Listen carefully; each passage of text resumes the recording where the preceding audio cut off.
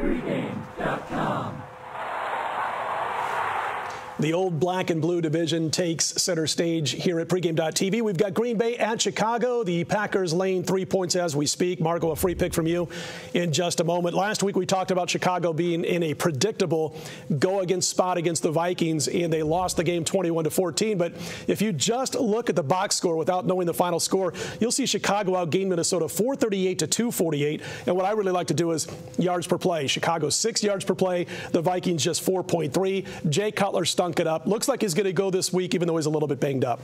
Yeah, well, he's always banged up.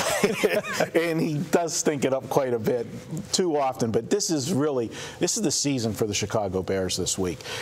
You think back 5 weeks ago, this division was totally different. The Bears were in control, running away with the division.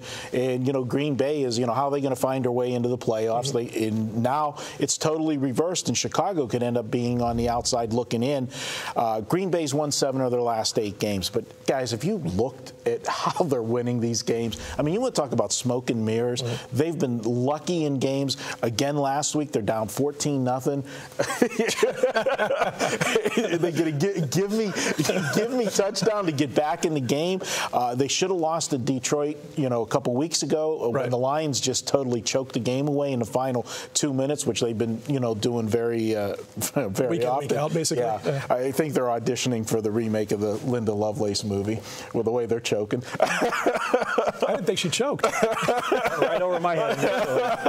But I thought you were going to say auditioning for the job of the Carolina Panthers when they lose. This team here, Cutler, look at who they played the last few weeks. They have been losing, but they've played San Francisco. They played Houston when Houston was, still playing good football. Okay, that defensive game on Sunday. They're 11-2. They are 11-2. I think the Bears are going to bounce back this week, and I think you're getting value. You got a team that's a home underdog that just a month ago was the odds-on favorite to want to run away with this division. Must be pretty old.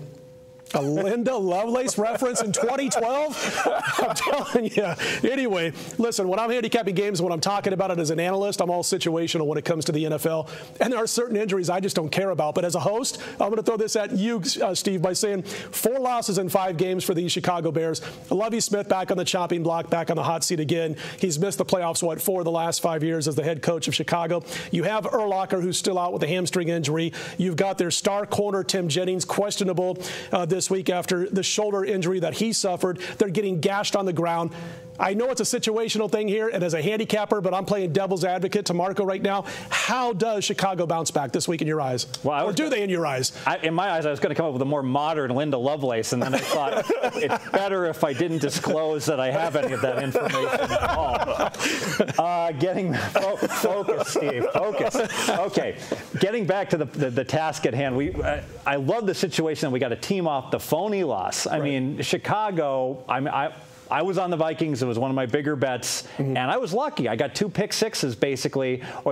I really don't think the Vikings win. They'll probably lose by 3, and I push. Yeah, one, I guess they started at the 5-yard line after the INT. The other one was a direct pick 6. So, in general, basically 2 pick sixes, virtually speaking. And the indirect pick 6 is huge. Like, Dallas got a pick 6 against the Bengals. Right. Got back to the 28. But what happens, people looking just at the box scores, and the highlight reel, it doesn't make the highlight reel. So suddenly they say, oh, they got 1 pick 6 instead of the 2. But that was 14 phony points, and I was really lucky to win that. And then Green Bay, I really think that they're so banged up defensively, and the bettors know it. Money pours in against this team. It's just like the line is 7 against Detroit, then 6.5, 6, closes 5.5. And so I think the bettors, these are 2 go-against teams right now. They just happen to be playing each other. I do think if you're going to land on Chicago, probably let's wait, because it started, there was like 1, 2.5, gobbled immediately, and then it's 3, and then it's 3 minus 15, and slowly, like every 12 hours, it goes up 5 cents. We'll probably see some 3.5s pop up at post. I think that's where you grab them.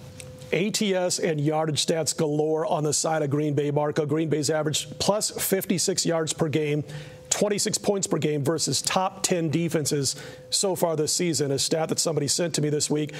They won't have Woodson in the secondary for this one. This one's your free pick. Or your best bet, actually. No, free pick. Free bet. All right, guys, we're going to take the Chicago Bears here, and I'm all about value. And I know right now it looks like these two teams are heading in opposite directions, but the 4 or 5 losses for Chicago, 2 of those games, Cutler was out. He got hurt in one, and then he didn't play in the other one, that Monday night game at San Francisco. Tough place to play, whether he was in or not. You go back to the first game of the season. It was a unique situation. It was only the second week of the season, but the Green Bay Packers were in a must-win situation. They lost the first week of the season, and then they played at home again. They were going to be 0-2 if they didn't win that Thursday night game, and they had the next 5 games. They were playing 4 of the next 5 on the road. It was an absolute must-win. They were a 5.5-point favorite in that game at home. Now they're a 3-point favorite on the road because this thing is blown out of proportion. People are only looking at what they see wins and losses. They're 7-1, and Chicago's lost 4 out of 5. But if you dig deeper, Green Bay's been very lucky in those games. Chicago has been injured and had some counterfeit losses. I think this is an outstanding play to grab the +3. And like Steve said, I do think it'll get to 3.5. So wait till Sunday for this one. Take the Packers. They pull the upset. Not the Packers. Take the Bears. Ain't going to get to 3.5 if they watch that convincing argument, by the way. But anyway. It'll still get there. I'm just kidding, by the way. That was a very good, convincing argument.